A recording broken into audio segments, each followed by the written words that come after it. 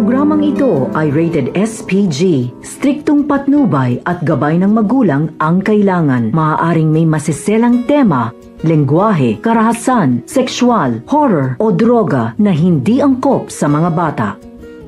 Labis nga ang pag-iyak dito ni Giselle nang ibalita nga dito ni Doc Ray at ni Doc Minor na wala na nga itong si Lolo Pepe at hindi na nga ito nakaabot pa sa Apex.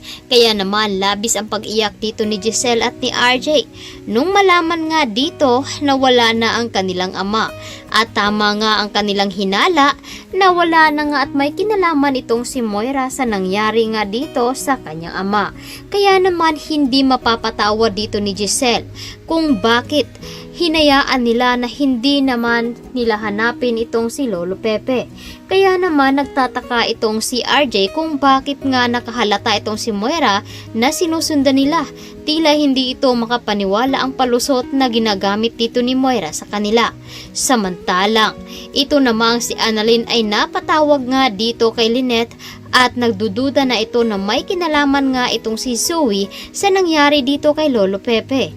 At ngayon ay magpapatulong itong si Annalyn na makahanap ng ebidensya na magpapatunay na may kinalaman itong si Zoe sa nangyari dito sa kanyang Lolo Pepe. At dahil dito ay tutulungan naman itong si Annalyn nila Nurse Karen at Nurse Ivan. At ito namang si Zoe ay pilit naman na kinakalma ang sarili ngunit nakukonsensya ito dahil hindi niya kayang may mangyari dito sa kanyang lolo. At dahil nga dyan ay mahal niya ito. Ngunit wala na magagawa pa itong si Zoe dahil tinapos na nga ang buhay dito ni Lolo Pepe sa mga kamay ni Baladja. At huli na nga ang naabutan dito ni Moira na wala na itong malay. Dahil nga sa gustong patakasin nga ito noon ng kanyang kasamahang pulis kapalit ng 10 milyon.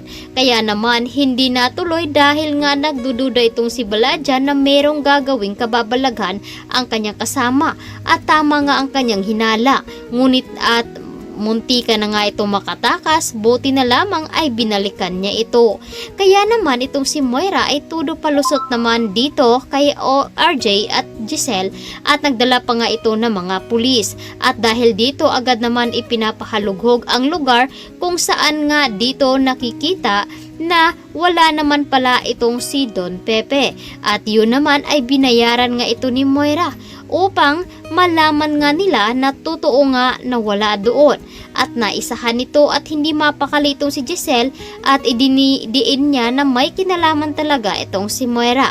Samantalang, agad naman kinausap ni Carlos itong si Zoe at agad niyang sinabi dito na kakampi nga daw siya dahil ama niya nito. Agad naman sinabi dito ni Zoe na nalaman na nga daw dito ni Lolo Pepe ang kanilang sikreto na hindi siya anak dito ni RJ. Ngunit tinanong naman dito ni Carlos kung nalaman rin ba na siya ang tunay nitong ama. Agad naman sinabi dito ni Zoe na wala pang nakakaalam sa kanila kung sino talaga ang tunay na ama nito. Agad naman nakampante itong si Carlos kaya agad nitong tinawagan si Moira at sinabi dito na wag daw idamay itong si Zoe dahil baka makulong ito. Kaya naman nagtataka itong si Moira kung paano nga daw nalaman dito ni Carlos.